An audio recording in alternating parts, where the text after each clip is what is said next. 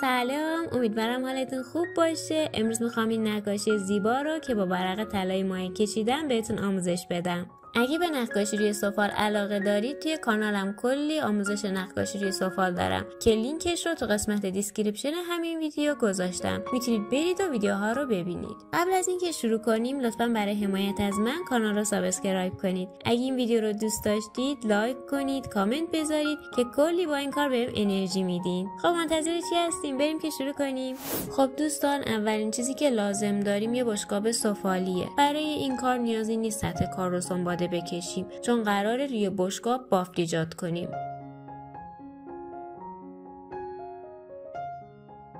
لازمه که از تکسچر استفاده کنیم. مقداری از تکسچر رو داخل یه ظرف میریزم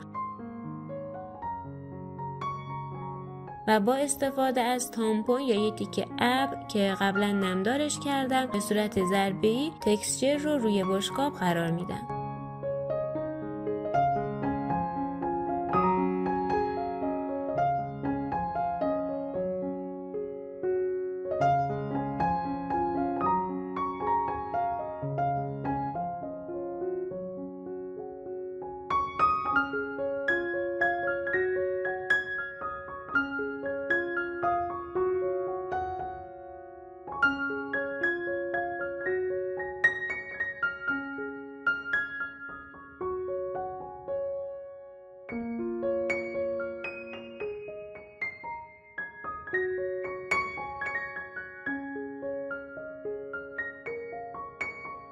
همونطور که توی فیلم میبینید بافت بیشتری رو توی قسمت پایین ایجاد میکنم. وقتی تکسچر گذاری تموم شد چند ساعتی بهش زمان میدم تا کاملا خشک بشه.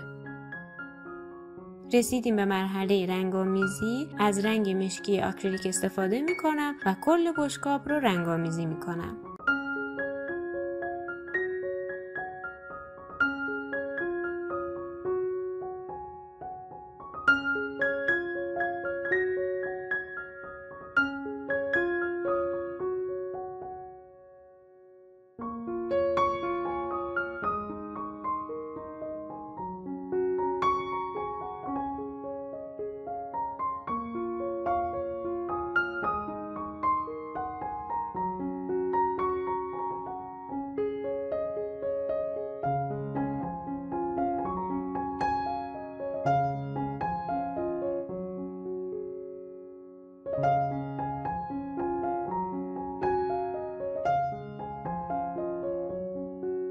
خب همونطور که توی فیلم میبینید یه بافت خیلی زیبا درست شده و زمینی کار آماده است تا نقاشی رو شروع کنیم.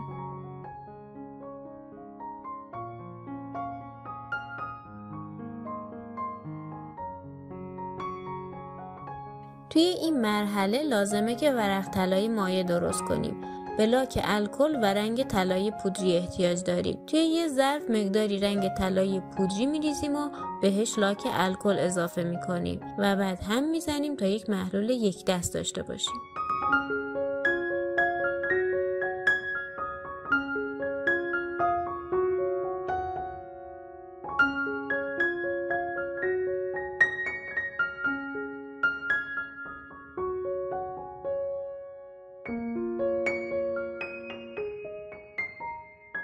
طرح پروانه ها رو روی بشقاب کشیدم و شروع به رنگ‌آمیزی میکنم.